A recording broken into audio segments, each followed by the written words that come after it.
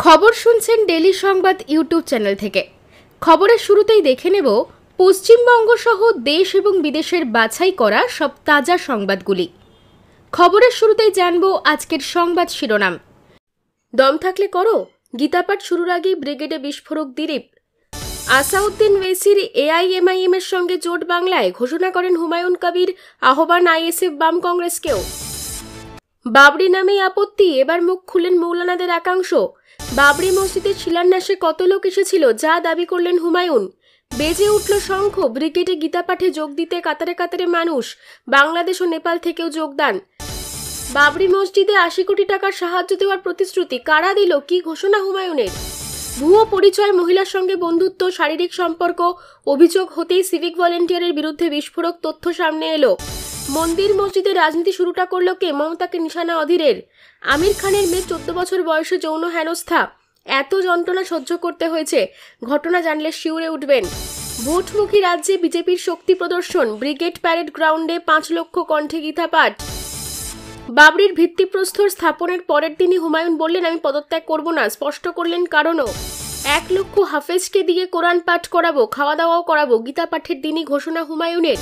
সামনের নির্দিষ্ট আসনে নয়, গীতাপাঠ শুনতে ব্রিগেডের পিছন মাটিতে গিয়ে বসলেন শুভেন্দু। দ্বিতীয় বিয়ে করেছেন স্বামী, চোখের জলে মোদির কাছে সাহায্য চাইলেন পাকিস্তানি যুবতী। পশ্চিমবঙ্গে হিন্দুরাই পরবাসী হয়ে গেলে তো চিন্তার বিষয়, হিন্দু ঐক্যের বার্তা সুকান্ত মজুমদারের। দম থাকলে করো, গীতাপাঠ শুরুর আগেই ব্রিগেডে বিস্ফোরক দিলীপ। আজ ৫ লক্ষ কণ্ঠে ব্রিগেডে গীতাপাঠ। মুখ্যমন্ত্রীকেও আমন্ত্রণ, আসবেন কি মমতা? বাবরির ভিত্তিপ্রস্তর স্থাপনের পরের দিনই হুমায়ুন বললেন আমি পদত্যাগ করব না, স্পষ্ট করলেন কারণও। ভোটের আগে ধর্মযুদ্ধে ফুটছে বঙ্গ রাজনীতি, ব্রিগেডে দেখা গেল রাজ্যপালকেও। মুসলিম ভোটকে এক করার চক্রান্ত চলছে, গীতা পাঠের অনুষ্ঠানে গিয়ে মমতা তুলে ধরা সুকান্ত। পার্টি চলাকালীনই দাউ দাউ করে জ্বলল গোয়ার নাইট ক্লাব, ঝলসে মৃত্যু ২৫ জনের। বেলডাঙ্গায় বাবরি শিলান্যাস, হুমায়ুনের ইভেন্টে বিস্ফোরক শুভেন্দু, তোলপাড় রাজ্য রাজনীতি। আসাউদ্দিন ওয়েসি এর এআইএমআইএম এর সঙ্গে জোট বাংলায়, ঘোষণা করলেন হুমায়ুন কবির। আহ্বান আইএসএফ বাম কংগ্রেসকেও। এতক্ষণ শুনছিলেন সংবাদ শিরোনাম, এবার আসছি বিস্তারিত খবরে। ভিডিওটি ভালো লাগলে লাইক করুন এবং চ্যানেলটিকে অবশ্যই সাবস্ক্রাইব করুন, কারণ প্রতিদিনের সেরা খবর আপনাদের হাতের মুঠোয় পৌঁছে দিতে আমরা আছি সদা প্রস্তুত। বিধায়ক পদ থেকে ইস্তফা দিচ্ছেন না এখনই, তবে এবার নতুন দল গঠন নিয়ে বড় ঘোষণা করলেন ভরতপুরের তৃণমূল বিধায়ক হুমায়ুন কবির। জানালেন আসাউদ্দিন ওয়েসির অল ইন্ডিয়া মজলিসি ইত্তেহাদুল মুসলিমের সঙ্গে জোট বেঁধে নতুন দল গড়বেন তিনি। বিষয়টি নিয়ে ইতিমধ্যে ওয়েসির সঙ্গে কথা হয়েছে বলে দাবি হুমায়ুনের। হুমায়ুন জানিয়েছেন ওয়েসির সঙ্গে কথা হয়েছে তাকে হায়দ্রাবাদ যেতে বলেছেন ওয়েসি। এআইএমআইএম এর সঙ্গে জোট বেঁধে নতুন দল গড়ার কথা বলা হয়েছে।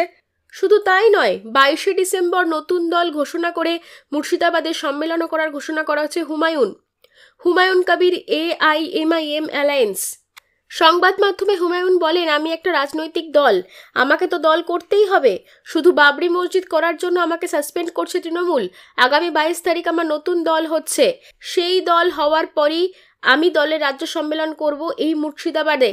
আমার নতুন দল, অন্য দলে যোগ দেওয়ার প্রশ্ন নেই। আমি দলের চেয়ারম্যান হব। ২৯৪টি আসনের মধ্যে ১৩৫টিতে আসনে আমি লড়াই করব। বাকি আমার সঙ্গে এআইএমআইএম এর আসাউদ্দিন ওয়েসির সঙ্গে কথা হয়েছে, ওর সঙ্গে জোট গড়ব।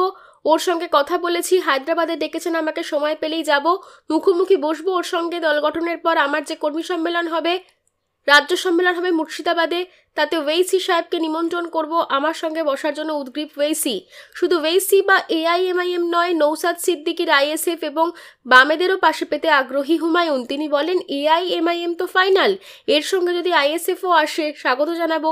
বামফ্রন্টের নেতারা থাকতে চাইলে আপত্তি নেই আমার, কংগ্রেস নিয়েও আপত্তি নেই। সকলকে নিয়ে আমার একটাই টার্গেট, বিজেপিকে বাংলায় ক্ষমতায় আসতে না দেওয়া এবং আরএসএস মার্কা মুখ্যমন্ত্রীকে ক্ষমতাচ্যুত করা। গতকাল রাতে ওয়েসির সঙ্গে ফোনে কথা হয়েছে বলে জানিয়েছেন হুমায়ুন। বাবরির ভিত্তিপ্রস্তর স্থাপনের পরের দিনই হুমায়ুন বললেন আমি পদত্যাগ করব না, স্পষ্ট করলেন কারণও। নতুন দল করব, বিধায়ক পদ থেকে পদত্যাগ করব, তৃণমূল থেকে সাসপেন্ড হওয়ার পরই এই কথা ঘোষণা করেছিলেন ভরতপুরের বিধায়ক হুমায়ুন কবির। তবে এবার পাল্টি খেলেন তিনি। আজ অর্থাৎ রবিবার হুমায়ুন জানালেন তিনি পদত্যাগ করছেন না। প্রথমে ভেবে থাকলেও এখন পদত্যাগ করবেন না বলে জানিয়েছেন তিনি। কিন্তু কেন বিধায়কের বক্তব্য শুধুমাত্র ভরতপুরের মানুষের কথা ভেবেই তিনি পদত্যাগ করছেন না? সত্যিই কি তাই, নাকি এর পেছনে অন্য কোনো কৌশল আছে? তার আজকের মন্তব্যে এই প্রশ্নই ঘুরপাক খাচ্ছে রাজনৈতিক মহলে। বাবরি মসজিদের ভিত্তিপ্রস্তর স্থাপনের ঘোষণার পরপরই শুরু হচ্ছে দলের সঙ্গে ঝামেলা হুমায়ুনের। এরপর দল তাকে সাসপেন্ড করে, সঙ্গে সঙ্গে হুমায়ুন ঘোষণা করেন যে তিনি দল ছাড়বেন। তীব্র আক্রমণ শানান মুখ্যমন্ত্রী মমতা বন্দ্যোপাধ্যায়কে, বলেন বাংলায় 37% সংখ্যালঘু আছে, তাদের সিংহভাগের ভোট পেয়ে মুখ্যমন্ত্রী হয়েছেন মমতা, খুব অহংকার হয়েছে, চূর্ণকর্ম আমি ওকে প্রাক্তন করবই। সেই সময় হুমায়ুন জানিয়েছিলেন নতুন দল গড়বেন আগামী 22 তারিখ এবং বিধায়ক পদ থেকে ইস্তফা দেবেন আগামী 12ই ডিসেম্বর।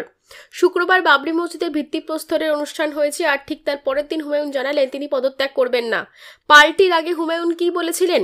হুমায়ুন বলেছিলেন 17 তারিখে যাব, স্পিকারের সঙ্গে যোগাযোগ করব, নিচে যাব রাজ্যপালের ঘরে, 4 লাইনের পদত্যাগ পত্র দিয়ে চলে আসব। হুমায়ুন কবিরকে এইসব ডাঁট দিয়ে লাভ নেই। আর এখন কি বললেন হুমায়ুন?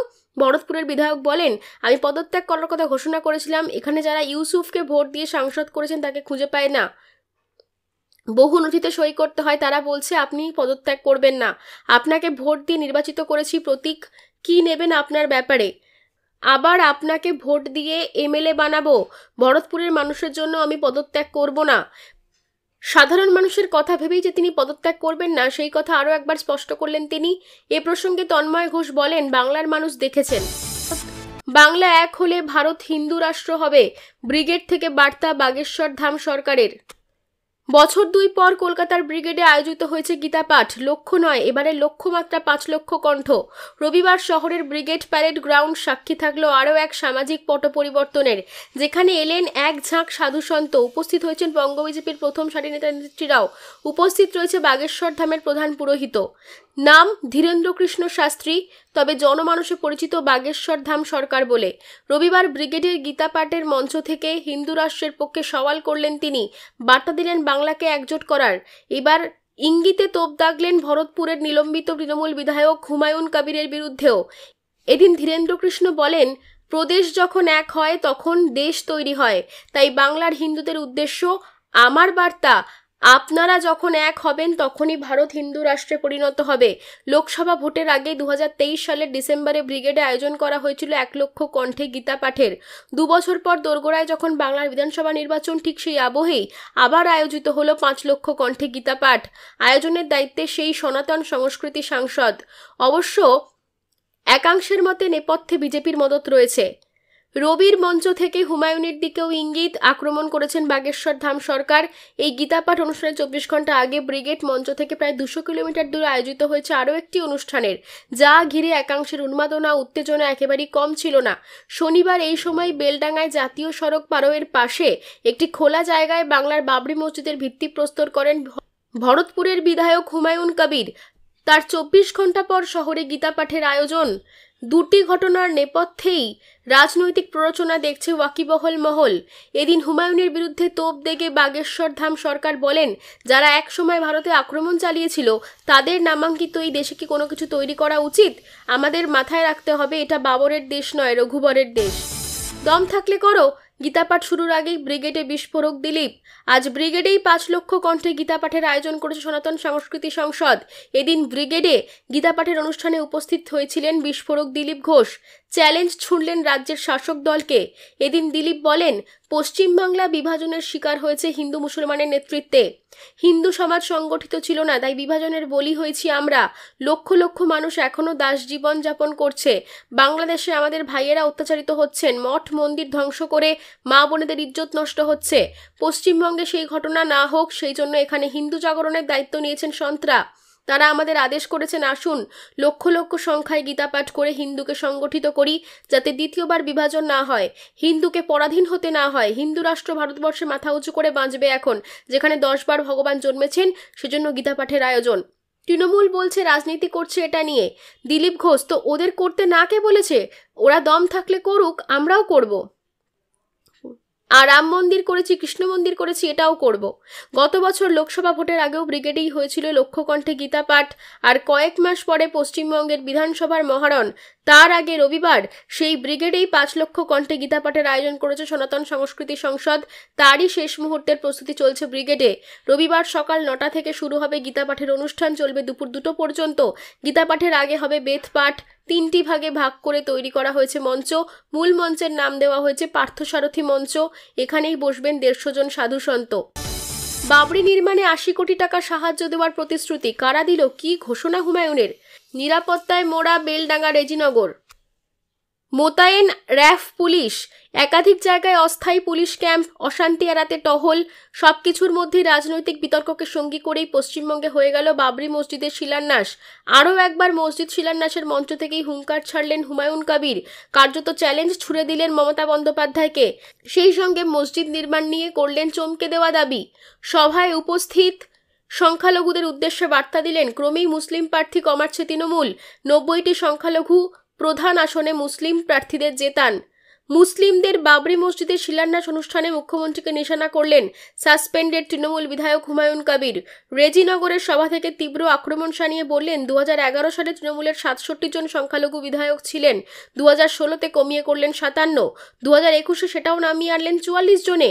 আগামী সোমবারই নিজের নতুন দল ঘোষণা করার কথা বলে দিয়েছেন। মুর্শিদাবাদ থেকে ঘোষণা হবে দল, আর সেই দল প্রার্থী থেকে বহু বিধানসভা কেন্দ্রে। সেই দল ঘোষণা করার আগেই 26-এ 90 আসনে সংখ্যালঘু প্রার্থীদের জেতানোর আহ্বান করলেন হুমায়ুন কবির। তানোর ইঙ্গিতপূর্ণ বার্তা, 294-এর মধ্যে 204 আসনেই মমতা বন্দ্যোপাধ্যায় শুভেন্দু অধিকারীর লড়াই হোক। কে মুখ্যমন্ত্রী হবে তারা ঠিক করুন, তারা ক্ষমতায় থাক, আমরা বিরোধী আসনে বসে ইঞ্চিতে ইঞ্চিতে বুঝে নেব।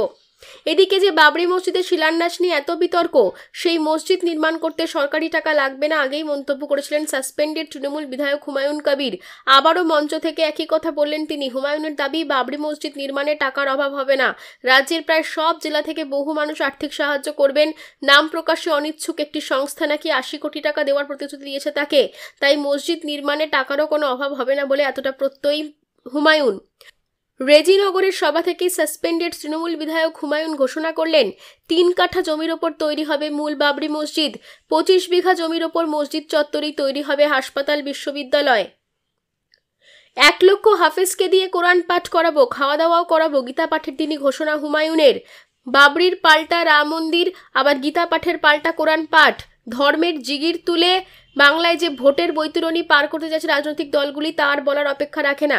এতদিন ব্রিগেডে গীতা পাঠের আয়োজন দেখেছে নাম বাঙালি, এবার মুর্শিদাবাদে হয়তো তারা দেখতে পাবেন কোরআন পাঠ।